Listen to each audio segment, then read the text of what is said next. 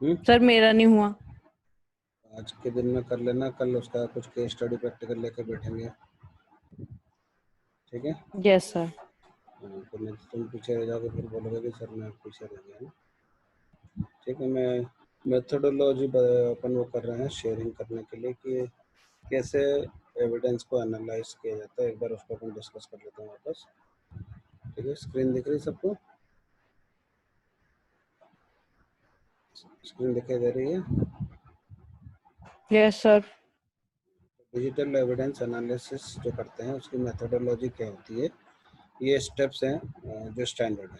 ठीक है, तो सबसे पहले अगर कोई क्राइम सीन अपना आता है तो सबसे पहले आप उस एरिया को सील करते हैं, प्रोटेक्ट क्राइम सीन। जो आपका नॉर्मल में भी पुलिस नहीं करती, वो चारों तरफ वो लगाती है येलो कलर के, वो क्या बोलते हैं उसको, रिबन्स, देखा है? हेलो, हाँ सर। उसी प्रकार से आपको यस सर। जहाँ से भी अपन अपना ये कलेक्ट कर रहे हैं, भले वो पीसी हो या कोई भी एविडेंशियल मतलब आपका डिवाइस ले रहे हैं, पहले तो उस एरिया को आप प्रोटेक्ट करेंगे, भले आप उसको सील बंद करो या ताला लगाओ या कई बार नहीं लॉक लगा के उस पर वो रेड कलर का वो लगाया जाता है, क्या होता है अपना सील जो रहता है, सील वैक्स, है ना? उस तरीके से आप उसको पैक करोगे। देन उसके बाद जो शटडाउन मैंने कहा था ना पहले, रैम एनालिसिस वगैरह हमने कर ली। रैम एनालिसिस कैसे करेंगे, कोई बताएगा मुझे अगर सिस्टम चालू मिला तो? Anybody who can tell me कि अगर हमारे को सिस्टम चालू हालत में रिकवर हुआ है तो उसका रैम तब कैसे करेंगे? सर आप ये पूछ रहे हो कि जैसे कोई सिस्टम अभी चालू है ना, तो उसका रैम एनालिसिस करना है ऐसा? क्योंकि फोर्स शटडाउन के पहले तो आपको उसका अगर चालू कंडीशन में है तो उसका वो तो लेना पड़ेगा ना कि उसके रैम में एक्टिवली है उस टाइम पे बैकअप लेना पड़ेगा, तो क्या करोगे उस हाँ, टाइम? तो उसको राइट ब्लॉकर की हेल्प से हम लोग किसी अदर सोर्स पे उसका बैकअप ले लेंगे, मतलब कॉपी इमेज कर लेंगे टोटल, काय का है ना? फिर किस चीज का? फिर रैम रैम का कॉपी इमेज कैसे करोगे? सर राइट ब्लॉकर्स की हेल्प से। अब वो मेरे को उतना डिटेल तो नहीं पता, मतलब जो भी जितना मेमोरी की बात कर रहा हूँ, मेमोरी का हाँ, तो बैकअप। सर रैम मेमोरी होती है ना। हाँ, तो सिस्टम का राइट ब्लॉकर के साथ मैं तो कह रहा हूँ उस टाइम पे एक्टिवली मेमोरी में क्या क्या चल रहा है उसका बैकअप हम किस टूल से करेंगे? किस टूल से करेंगे? अच्छा, तो वो वोलेटिलिटी से हो जाता है ना सर? वोलेटिलिटी से यही अपना रैम एनालिसिस के लिए ही है। सब बैकअप होता है या एनालिसिस होता है? Anybody who would like to clarify? Memory analysis होता है सर। तो फिर बैकअप कौन करेगा? प्रगति, गौरव, हिमांशु, कोई बताओ इसमें क्या क्या कोई चेंजेस होना चाहिए जो इसने बोला? विनय, एनीबडी? अपन किसी भी मेमोरी का बैकअप कैसे लेते हैं? हाँ बोलो हिमांशु। सर नहीं पता सर, आप ही बता। अपन ने जब शुरू किया था तब अपन ने बोला था ना कौन कौन से टूल्स अभी तक अपन ने डाउनलोड करने के लिए बोले हैं, अभी 2 दिन पहले से। कौन कौन से? FTK इमेजर आता है ना? Yes sir. तो उसमें कैप्चर रैम मेमोरी करके एक ऑप्शन होता है ना? हाँ सर। पता ना, तो उससे मेमोरी की, क्योंकि वोलेटिलिटी तो आपको एनालाइज करने के लिए होगा कि उसमें आपके काम की कोई चीज़ है कि नहीं। ठीक है, तो FTK इमेजर को आप USB ड्राइव के अंदर लाइव सिस्टम या किसी के अंदर डाल के रखोगे और उसको जब उससे सिस्टम का आप एक बार रैम का वो ले लोगे, पूरा का पूरा बैकअप, है ना? ठीक है, इमेज बना के एक बार आपकी रैम इमेज हो गई, देन आप उसको फोर्स शटडाउन करोगे। तो फोर्स शटडाउन कैसे होता है? How is the force shutdown done? Anybody? Switch disconnect कर देंगे, निकाल देते हैं डायरेक्ट आपके प्लग में से आपका वो सिस्टम डिस्कनेक्ट कर दो आप, है ना? मतलब आप शट डाउन करने हाँ जाओ। प्लग निकाल देंगे। हाँ वो डायरेक्टली आपको उसको वो करना पड़ेगा, ठीक है। और फिर इसके बाद में तो बैकअप किस पे देंगे सर, क्या बताया सर बैकअप का? USB पेन ड्राइव पे भाई, आपके यस पास USB पेन ड्राइव पे बैकअप लोगे, क्योंकि सिस्टम के ऊपर तो अपन को कुछ चेंजेस नहीं लाने हैं ना, तो उसकी हाँ, मेमोरी तो सर वही मतलब ना कि तो उसके वोलेटिलिटी मेमोरी एनालिसिस के लिए यूज होता है सर, वही तो मैं बोल रहा था। इससे तो एनालाइज थोड़ी करोगे, अभी तो इमेज बनाओगे ना मेमोरी की। इमेज हाँ बनाने के लिए तो FTK इमेजर है ना।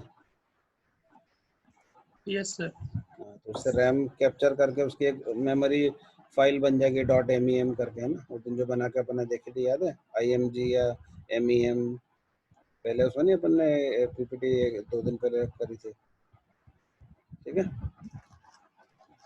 देन उसके बाद में अपन ने फोर्स शट डाउन कर लिया। फोर्स शट डाउन करने के बाद में we document the hardware configuration of the system. ये सिस्टम का कॉन्फ़िगरेशन क्या है उसको भी आप डॉक्यूमेंट करोगे, ठीक है। देन उस सिस्टम को एक बार डॉक्यूमेंटेशन वगैरह सब हो गया, सर ये फिर कैसे करेंगे? सर मतलब ये कैसे करेंगे? एक मैंने कहा था ना, वो एक डॉक्यूमेंट, हार्डवेयर एक कॉन्फ़िगरेशन। प्रतीक हाँ सर। कैसे डॉक्यूमेंट करते हैं सारी चीज़ों का जो अपन को वो घटना स्थल पर मिलता है? ऐसा किसी sir chain of custody follow करनी हाँ, पड़ती है ना, मतलब तो चेन ऑफ कस्टडी डॉक्यूमेंट होता है, उसके अंदर ये सारी चीज़ें नोट डाउन की जाती है, प्लस उसको चेन ऑफ कस्टडी का एक फॉर्मेट होता है। हाँ, तो उसी पे नोट डाउन होता है, प्लस उस पे सारे उनके गवाहों के हस्ताक्षर होते हैं उस पर, है ना। जितने भी वहाँ पर आपको यस सिग्नेटरी होंगे ना, उनके आप साइन लोगे उस पर, ठीक है। तो उसी में डॉक्यूमेंटेशन आता है। देन आता है transport the computer system to a forensic lab. अब इस सिस्टम को अपन लेके एक फॉरेंसिक लैब में जाएंगे, जहाँ हमारे पास हार्डवेयर रहेगा प्लस मेमोरी का बैकअप रहेगा। देन हार्डवेयर में will take out the hard disk और फ्लॉपी डिस्क जो भी उसमें है, या CD जो भी रिकवर हुई है, फिर उसका बिट स्ट्रीम बैकअप बनाया जाता है। बिट स्ट्रीम और नॉर्मल बैकअप में क्या अंतर है? Anybody who can tell? Kunal, Pragati, Raghav, Deepak, what is the difference between a bit stream backup and a normal kind of a backup that we have? बोलो, कोई बोलेगा? राहुल, तो कौन सा आप बोल रहे हो कि किसी इसमें लिखा है ना, ये दिख रहा किसी है ना, ये make bit stream backup of hard drive and floppy disk, या जो भी CD आपको रिकवर हुई है। तो एक बिट स्ट्रीम बैकअप और एक नॉर्मल बैकअप में क्या अंतर होता है?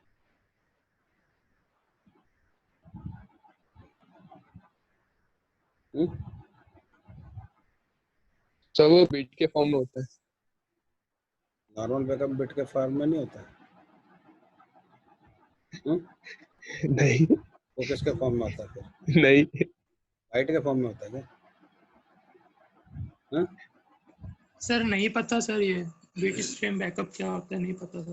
देखो, जब नॉर्मल अपन बैकअप करते हैं, अगर किसी का अपन ने जैसा मान लो एक पर्टिकुलर पार्टीशन का बैकअप लिया है ना, या किसी पर्टिकुलर, तो उसमें क्या होता है कि डायरेक्टली वो किसको रेफर करता है, आप एक्सप्लोरर देखते हो तो वहाँ आपकी आ जाती है ना लिस्ट ऑफ फाइल्स वगैरह, list of partition, list of disk वगैरह आ जाता, नहीं आ जाता? फाइल एक्सप्लोरर जब खोलते हो आता है? प्रतीक, हाँ नॉर्मली यस आप सर। एक्सप्लोरर खोलते हैं तो उसमें पूरा आ जाता है ना कि कौन कौन से ड्राइव है, कौन कौन सी फाइलें हैं, किसके ड्राइव में कौन कौन से फोल्डर्स हैं, ये सारा दिखाई देता है। आवाज आ रही है? आवाज आ रही है, वो मेरे यहाँ बैकग्राउंड साउंड ज्यादा आ रहा है ना, इसलिए मैं म्यूट करता हूँ। हाँ सर दिखता है ना। दिखता है। तो जब अपन नॉर्मल बैकअप करते हैं ना, तो वो आपके फैट में ये जो चीज़ दिख रही है, सारी चीज़ें जो फैट होता है ना, फैट समझते हैं सभी लोग, जो बॉडी पे चढ़ता है वो वाला नहीं। Yes sir. क्या होता है फैट? नहीं सर, थोड़ा सा बता दीजिए। कोई बताएगा what is fat? File allocation table एक फाइल सिस्टम होता है। वो क्या करता है? सर हमारा जो वो मतलब फाइल को एक पर्टिकुलर मतलब उस वे में स्टोर करके रखता है, जो स्ट्रक्चर है। देखो मैं बता देता हूँ कि हर जो ऑपरेटिंग सिस्टम होता है जिसमें आप काम करते हो, ठीक है, वो उसका एक डिस्क मैनेजमेंट होता है अपना खुद का, ठीक है, कि कहीं तो उसको स्टोर करना होता है डिस्क पर फाइलें वगैरह सारी, टेम्पररी फाइलें हो गई, अपन ने जो बनाई है वो स्टोर्ड फाइलें हो गई, ऑपरेटिंग सिस्टम एंड सारी सिस्टम फाइलें ये कहीं तो स्टोर करेगा ना, भले वो लिनक्स हो, मैक हो या विंडोज हो, करेगा कि नहीं? Yes sir. तो उसी प्रकार से जो विंडोज होता है उसका तरीका होता है कि वो NTFS या फैट टाइप के उसमें स्टोर करता है। तो NTFS is NT file system और FAT is file allocation table, है ना। तो नॉर्मली जब हम बैकअप लेते हैं तो वो यहीं से इसको इंडेक्स लेकर यहाँ से पूरी की पूरी आपकी उसकी जो भी ड्राइव या जो भी फोल्डर हमने बैकअप लिया है वो वहाँ से लेगा, उसको हार्डवेयर लेवल पे नहीं लेता है। जबकि हार्डवेयर पे अगर स्टोरेज डिवाइस है तो कैसे स्टोर होता है वहाँ? It is stored in track and sectors, होता है ना। आइडिया है सबको ट्रैक और सेक्टर्स का? दोनों प्रगति, यू हैव एनी आइडिया ना कि ट्रैक कैसे होते हैं, सेक्टर्स कैसे होते हैं? अंदर से जो डिस्क होती है, हार्ड डिस्क वगैरह जो स्टोर होती है, वो आइडिया है सबको? कोई बोलो, तन्वी, विनय? नहीं पता सर। तुम्हारे को पहले एक आइडिया देता हूँ, होल्ड करो इसको, मैं शेयरिंग स्टॉप करता हूँ, पहले तुमको ट्रैक और सेक्टर थोड़ा दिखाता हूँ, ठीक है? होल्ड करो, let me go and check.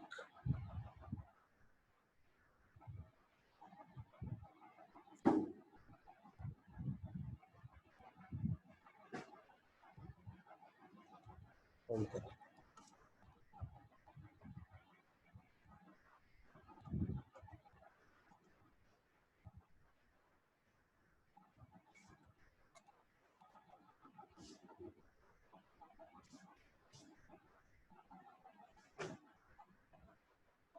मैं डिस्क का वो देता हूँ तुम्हारे को, जिससे आइडिया लगेगा कि किस तरीके से ट्रैक और सेक्टर्स होते हैं।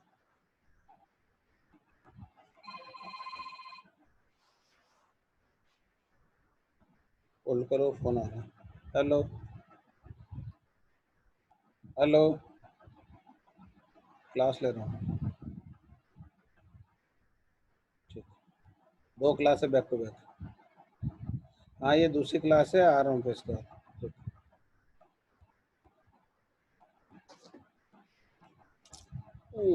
ठीक है, होल्ड करो, मैं शेयरिंग कर रहा हूँ तुम्हारे लिए स्क्रीन।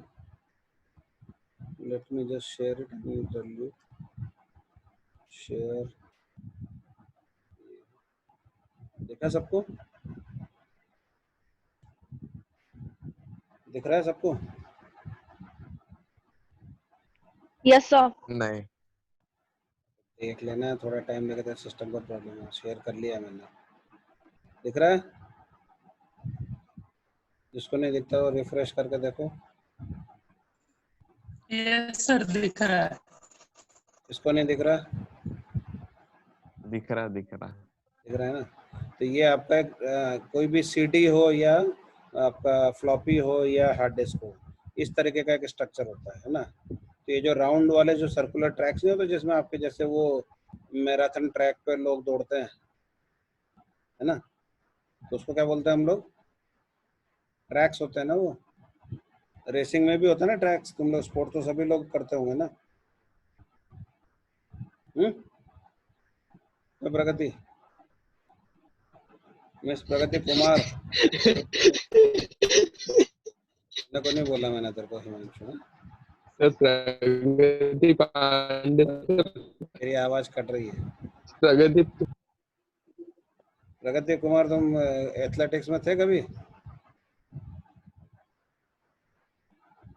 पांडे तुम तो पक्का रही होगी ना, क्यों प्रगति? तो ये मैं बता रहा हूँ, जो राउंड जो सर्कुलर ये जो है ये ट्रैक्स होते हैं, ठीक है। इसमें जो क्रॉस सेक्शन दिख रहे हैं ये बीच के अंदर, जो इनको ट्रैक्स को अलग अलग पार्ट्स में बांटा गया है ना। इन पर्टिकुलर इतने जो सेगमेंट्स को बोला जाता है सेक्टर्स, ठीक है। तो कोई भी ट्रैक जो शुरू होता है तो सबसे पहला ट्रैक होता है उसका 0, ठीक है। और सेक्टर भी जो पहला शुरू होता है उसका भी नोमेनक्लेचर होता है 0 से, ठीक है। तो सेक्टर 0 ट्रैक 0 वो होता है जहाँ सबसे पहले सिस्टम फाइलें रखी जाती है, जहाँ से आपका बूट सेक्टर डिसाइड होता है, ठीक है। मतलब उस पर्टिकुलर सेक्टर पे बूट करने वाले जो सीक्वेंस की जो सबसे पहली इनिशियल फाइलें होती है वो वहाँ रखी जाती है, ताकि सबसे पहले जैसे ही ऑपरेटिंग सिस्टम माने आपका सिस्टम चालू होता है ना, तो वो एक बूट स्ट्रैप प्रोसेस होती है, पता है सबको? बूटिंग करता है ना सिस्टम चालू होते ही, बूट स्ट्रैप पता है सबको? नहीं मालूम? ऑपरेटिंग सिस्टम पढ़ा होगा सबने। यस सर, पता। तो वो हार्डवेयर के बाद में एक कोई भी डिस्क को ढूंढता है कि जिसमें आपका ऑपरेटिंग सिस्टम स्टोर किया गया होगा, ठीक है। उसको एक पर्टिकुलर बूट और सेक्टर ट्रैक और एक पर्टिकुलर बोलते हैं ना लोकेशन को ढूंढ के वहाँ देखता है कि वहाँ ऑपरेटिंग सिस्टम की फाइलें है कि नहीं है। होता है तो वहाँ से बूट करना शुरू करेगा, नहीं तो बोलेगा कि ऑपरेटिंग सिस्टम नॉट फाउंड, ठीक है। जब आपको बूट सेक्टर करप्ट हो जाता है तो वो यही वाली एरर देता है कि ओएस नहीं मिल रहा उसको, ठीक है। तो ये आपके गोल वाले ट्रैक्स होते हैं, इनके जो छोटे छोटे जो सेगमेंट बना रखे हैं ये सेक्टर्स होते हैं। सारे ट्रैक का एक पर्टिकुलर सेक्टर अगर आप लोगे तो वो इस तरीके से डिस्क सेक्टर कहलाता है। मान लो ये अगर सेक्टर नंबर 1 है तो सेक्टर नंबर 1 फॉर ट्रैक 1 2 3 4 जितने भी ट्रैक है उन सबको इकट्ठा अगर कर लोगे तो वो एक डिस्क सेक्टर कहलाएगा, ठीक है। तो इस तरीके से अलग अलग रहता है। तो 0 1 2 3 4 इस तरीके से ट्रैक और इसी तरीके से सेक्टर्स के काउंटिंग होती है। तो सबसे पहला सेक्टर और सबसे पहला ट्रैक होता है सेक्टर 0 एंड ट्रैक 0, जहाँ आपका ऑपरेटिंग सिस्टम इनिशिएट करने के लिए वहाँ पर उसकी फाइलें पड़ी होती है, ठीक है। तो इसी तरीके से जो मैं बता रहा था, एक मिनट होल्ड करो, अब समझ में आया क्यों? Yes sir. तो ये सेक्टर ट्रैक में क्या होता है, अभी तो अपन ने बोला था कि एक नॉर्मल बैकअप होता है जहाँ वो फैट की एंट्री लेके उसका बैकअप करता है, ठीक है। अब इसमें सेक्टर ट्रैक में मतलब अगर हम बिट स्ट्रीम की बात करेंगे तो वो बिट बाय बिट इसी को मतलब वो लेता है। मतलब इसका मतलब ये है कि वो आपके पर्टिकुलर सेक्टर पर्टिकुलर ट्रैक में जहाँ भी बिट स्टोर्ड है एक एक बिट का बैकअप लेगा, जैसे कि पूरी डिस्क की एक डुप्लीकेट कॉपी बना रहा है। समझ में आया?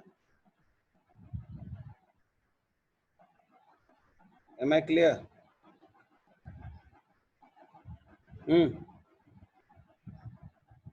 बोल दो कोई लोग। सर वो वापस एक बार समझा दो ना, वो बिट में कैसे बैकअप लेता है और नॉर्मल बैकअप। नॉर्मली अगर जैसे तुमने कभी फाइल कॉपी करी कि नहीं करी है एक एक पर्टिकुलर हाँ उससे सर करिए। पेन ड्राइव पे या उस पे, तो क्या वो तुम्हारे को एक एक बिट बिट मतलब बता रहा है कि किस जगह से उठाई फाइल हार्ड डिस्क के ऊपर, वो कौन सा सेक्टर था या कौन सा ट्रैक था, बताता है? नहीं। हाँ, नो सर। अगर अपन ने उसकी एक तरीके से बिट वाइज कॉपी या उसकी एकदम पूरी क्लोन कॉपी करी तो उसमें उसकी भी इमेज की भी कॉपी जाएगी ना, कि किस जगह से इसको उठाया जा रहा है, वो कौन सा लोकेशन है, वो कौन सा मेमोरी का एड्रेस है, हार्ड ड्राइव या सीडी ड्राइव या फ्लॉपी ड्राइव के ऊपर जहाँ से हमने उस डेटा को पिक किया है, ठीक है। तो बिट स्ट्रीम बैकअप में ओके क्या सर। होता है कि लोकेशन सहित उसका डेटा का बैकअप होता है, ठीक है। कि कौन सा किस एड्रेस से कौन सा डेटा उठा के ले जाया गया है। अब क्लियर है? Yes sir. ठीक है। तो इस तरीके से आप उसकी बिट कॉपी करोगे। बिट स्ट्रीम कॉपी करने के बाद में वी कैन देन हम इसके बाद हम क्या करते हैं कि we authenticate the data mathematically on all storage devices. तो ऑथेंटिकेशन वगैरह के लिए आप उसको क्या करते हो, मैंने क्या कहा था कि जब अपन कल परसों भी बोला था कि एक बार इमेज बनाते हैं तो उसको उस टाइम पे चेक करने के लिए कि बाद में उसके डेटा में कोई चेंजेस नहीं हुए हो, क्या करते हैं हम लोग, क्या करते हैं, कोई बताएगा? चेकसम। उसका चेकसम लिया जाता MD5 है चेकसम। ना।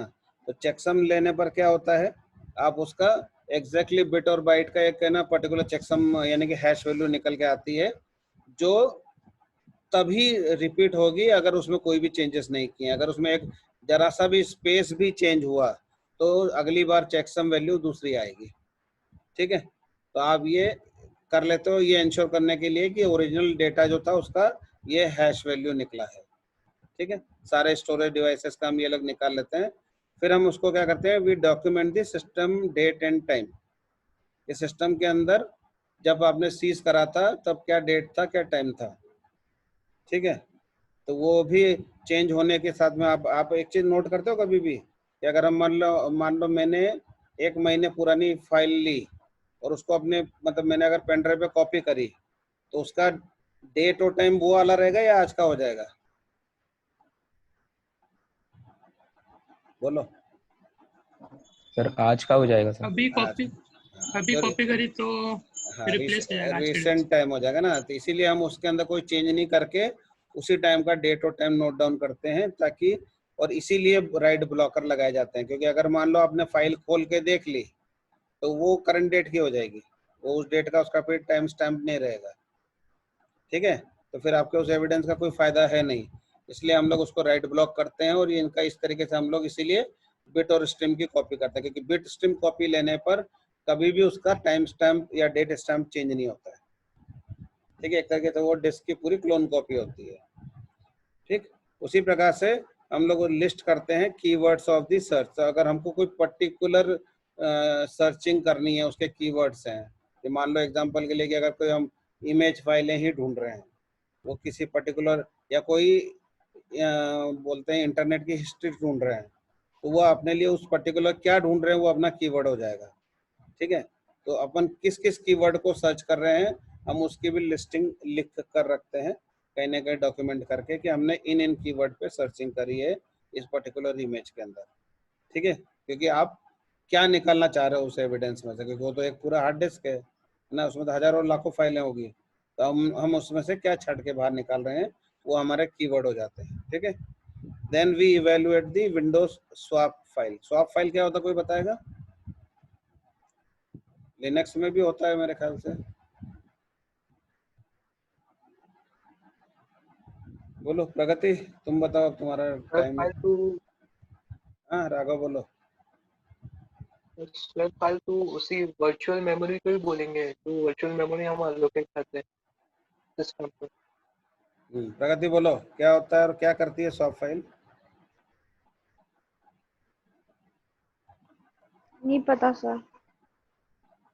ये पहले भी बताया हुआ है मैंने। स्वैप फाइल क्या होता है, जैसे आपकी रैम मेमोरी जो होती है वो लिमिटेड होती है, मान लो 4 GB या 6 GB रहेगी, है ना, और आप एक दिन में कितने अलग अलग प्रकार के डॉक्यूमेंट, अलग अलग प्रकार के प्रोग्राम वगैरह आप सिस्टम में खोलते हो, और कहीं बैकग्राउंड में भी चलते रहते हैं। जब आप जैसे मान लो कि आप पीछे गाना चला रहे हो या यूट्यूब चला रहे हो और अचानक आपने ईमेल खोल लिया, तो पीछे वाला वो आपके मेमोरी को मतलब है ना वो ब्लॉक करके रखेगा ना। इसलिए क्या करते हो, जैसे ही आप फोरग्राउंड प्रोसेस बदलते हो तो जो फोरग्राउंड की प्रोसेस बैकग्राउंड में गई है वो अपनी अपनी ऐसे की ऐसी स्टेटस को कि आप क्या कर रहे थे टेम्पररी मेमोरी में हार्ड डिस्क में स्टोर कर देंगे। हार्ड डिस्क का एक पर्टिकुलर पोर्शन हम मतलब कोई भी ऑपरेटिंग सिस्टम अपने आप ब्लॉक करता है, जिसको स्वैप फाइल बोलते हैं। इसको कहते हैं हम कि extended memory area on the disk storage. ठीक है, तो उस स्वैप फाइल के अंदर वो पर्टिकुलर एक्टिव प्रोसेसेस का बैकअप रखा जाता है जो बैकग्राउंड में चल रही है। जैसे ही वापस आप मान लो उस यूट्यूब के मतलब उस गाने को या मूवी को आप देखने के लिए जाओगे तो वो वहां से रिकवर करके लाई जाएगी जहां उसको टेम्पररी रखा गया था। ठीक है, और जैसे ही खत्म होगा ये काम वो वहां से डिलीट हो जाएगी, मतलब आपका स्वैप एरिया क्लीन हो जाएगा दूसरे काम के लिए या दूसरी प्रोसेस के लिए। क्लीन हुआ, समझ में आया सबको? Yes sir. तो जब रैम कम पड़ती है तो रैम की भरपाई के लिए डिस्क स्टोरेज के ऊपर एक एरिया ब्लॉक किया जाता है जिसको स्वैप एरिया कहा जाता है। ठीक है, ये हर ऑपरेटिंग सिस्टम में होता है। फिर स्लैक एरियाज क्या होते हैं, किसी को पता है?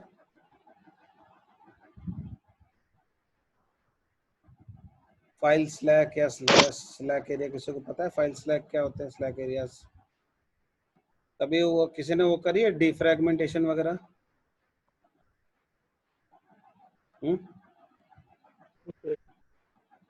करा है? प्रतीक, राघव। नहीं। हाँ, एक टूल होता है नो सर, डिफ्रेगमेंटेशन। नहीं अब किया है सर। अभी क्या होता है कि जैसे मान लो कि आपके एक बार में अगर 15 प्रोग्राम पैरेलल चल रहे हैं एक आपके सिस्टम में फॉर एग्जांपल, या 15 सिस्टम के प्रोग्राम्स जो कंप्यूटर के अपने भी हो सकते हैं और आपने भी चला रखे होंगे, तो उसका कहीं ना कहीं आप डॉक्यूमेंटेशन अपने आप सेव होता रहता है। ठीक है, मान लो कि आप वर्ड भी चला रहे हो, एक्सेल भी चला रहे हो, नेट भी चला रहे हो, है ना, तो ये आपको क्या लगता है कि ये एक ही जगह पर कंटिन्यूअस ब्लॉक ऑफ डेटा मतलब रहता है या टुकड़े टुकड़े में स्टोर होता है? बोलो। एक साथ आप मान लो 10-15 प्रोसेसेस आपके सिस्टम में चल रहे हैं, तो उनका डेटा सेव भी हो रहा होगा फाइल नेम के रूप में या किसी उसके रूप में, तो वो एक कंटिन्यूअस ब्लॉक में सेव होता है या टुकड़ों में, चंक्स में स्टोर होता है?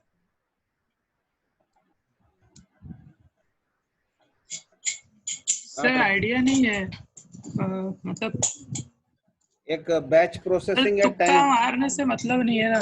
ऑपरेटिंग सिस्टम पढ़ा है ना तुम लोगों ने, पढ़ा है कि नहीं? तो ऑपरेटिंग सिस्टम जब आप पढ़ते हैं तो उसमें आप बैच प्रोसेसिंग या टाइम शेयरिंग वाला ऑप्शन पढ़ते होंगे, पढ़ा है? यस सर, बैच प्रोसेसिंग, हाँ हाँ, उसमें ये क्या तो होता है पढ़ा है। कि प्रोसेसर एक बार में एक ही पीस ऑफ इंफॉर्मेशन के ऊपर काम करता है ना, लेकिन वो यस सर, इतना फास्ट होता है कि हाँ वो हर एक को एक टाइम का एक गैप देके रखता है, छोटा छोटा सा, तो हर टाइम के उस स्लॉट में वो हर एक प्रोसेस को अटेंड करता है और फिर वापस आता है 1 2 3 4 से करते हुए, फिर लास्ट के बाद में फिर पहले वाले को टाइम देके, ऐसे जब तक कि प्रोसेस एंड नहीं होती है वो सबको टाइम शेयर करता है। आइडिया है इसका?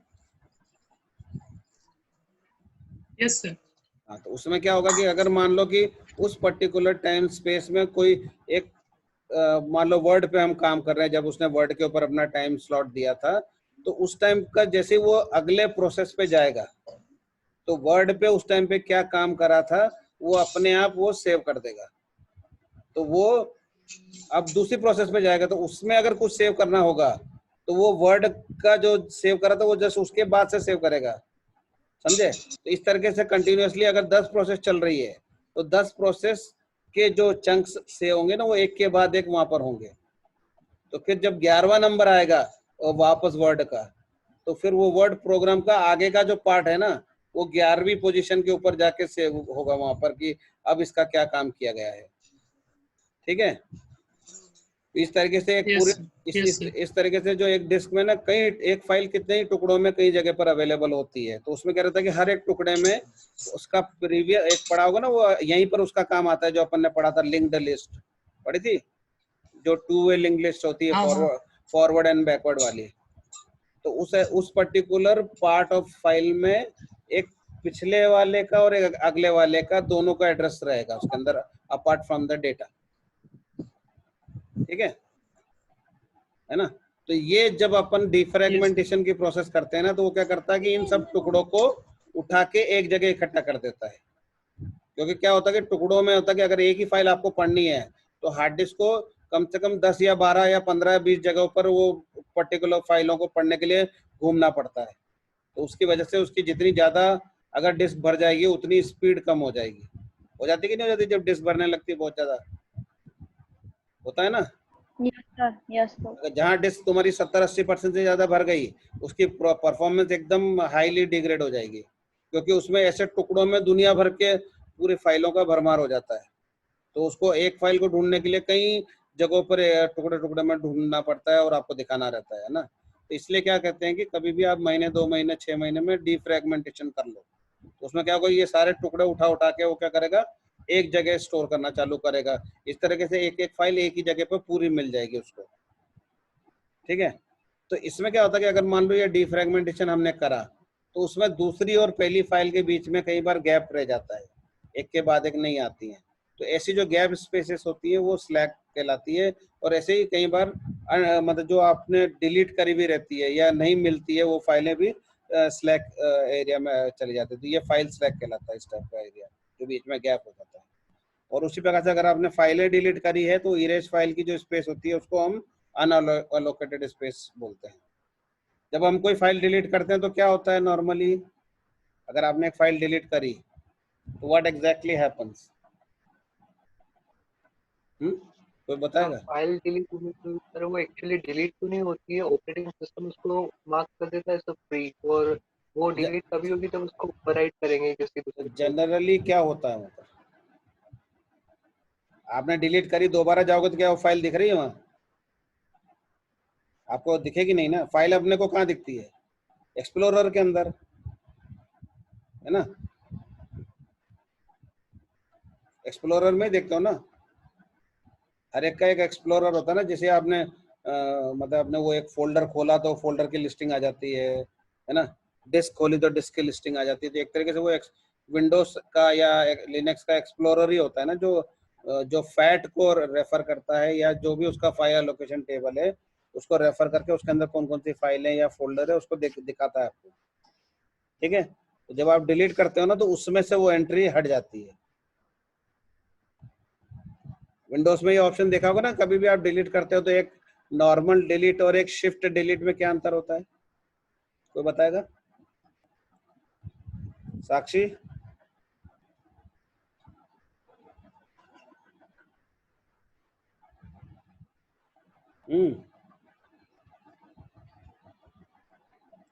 सब सो रहे हो कि कोई जग भी रहा है? प्रगति?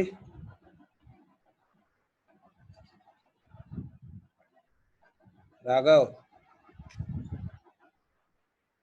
Yes sir. एक नॉर्मल डिलीट और एक शिफ्ट डिलीट में क्या अंतर है?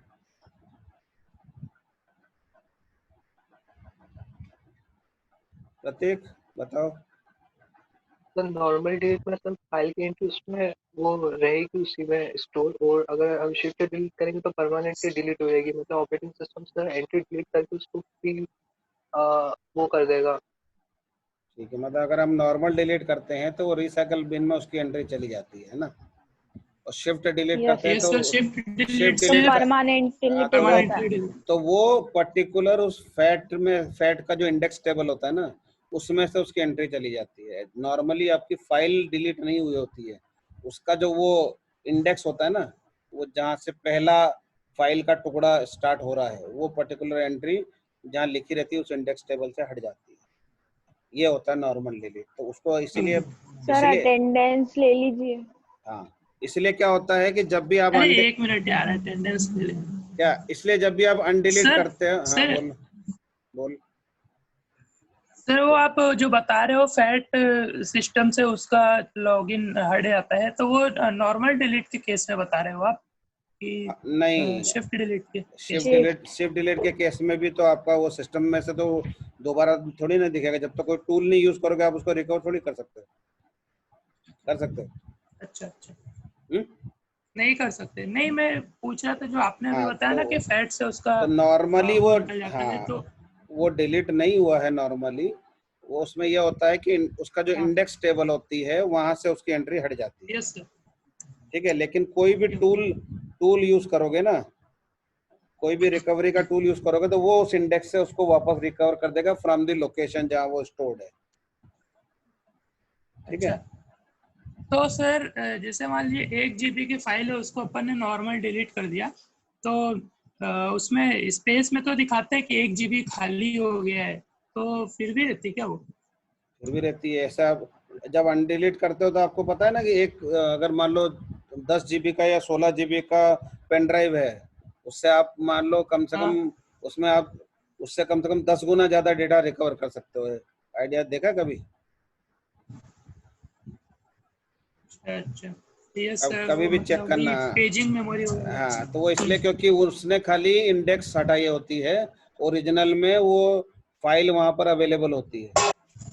तो उन्हीं को वो इंडेक्स को मतलब क्रिएट करके और वो पूरी की पूरी फाइलों को रिकवर करता है। वो क्या करता है कि किसी भी उसके फाइल के पहले वाले उस सेगमेंट को ढूंढता है जिसमें स्टार्ट और नेक्स्ट सेगमेंट का एड्रेस दिया हुआ होता है। ठीक है, तो ऐसे जो जो फाइलें मिलती जाती है उन सब फाइलों को वो री इंडेक्सिंग कर देता है। ठीक है, यस सर। एक मिनट रुको, तुम्हारा मैं अटेंडेंस कर दूं। कितने लोग हो टोटल? 13 है ना?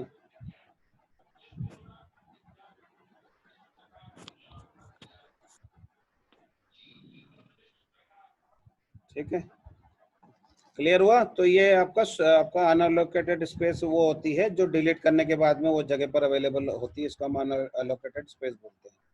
फिर searching files lack an unallocated space for keywords. तो आप जिन फाइलों या कीवर्ड्स को ढूंढ रहे हो उनको इन एरिया में ढूंढा जाता है। फिर इनको हम डॉक्यूमेंट करते हैं, फाइल नेम, डेट और टाइम को। फिर उसके बाद में हम आइडेंटिफाई करते हैं फाइल, प्रोग्राम या स्टोरेज एनोमलीज को। एनोमलीज यानी कि उसमें कोई आपको बोलते ना वो एबनॉर्मलिटी अगर मैं पता लगे कि कोई पर्टिकुलर फाइल गायब है या कोई पर्टिकुलर फाइल उस टाइम पर जबरदस्ती मॉडिफाई की गई है या ऐड कर दी गई है, तो ये किसी भी टाइप की एनोमली को हम वहाँ चेक करते हैं। फिर उसके बाद में इवैल्यूएशन किया जाता है प्रोग्राम की फंक्शनैलिटी को कि वो प्रॉपर्ली चल रहा है नहीं चल रहा है। देन उसको हम फाइनली डॉक्यूमेंट करते हैं जो भी हमने ढूंढा और पाया है उसको, और उसकी copies, retain the copies of the software use. जो भी हमने सॉफ्टवेयर यूज करा उसकी कॉपी हम लोग रिटेन करके रखते हैं। तो ये एक तरीके से एक मेथड होता है for evidence analysis, digital evidence analysis. ठीक है, तो कल कोशिश करें। बोलो 10:40 से सर हमारी दूसरी भी क्लास है। ठीक है ना, इसको मैं स्टॉप शेयरिंग करके वो कर रहा हूँ ना।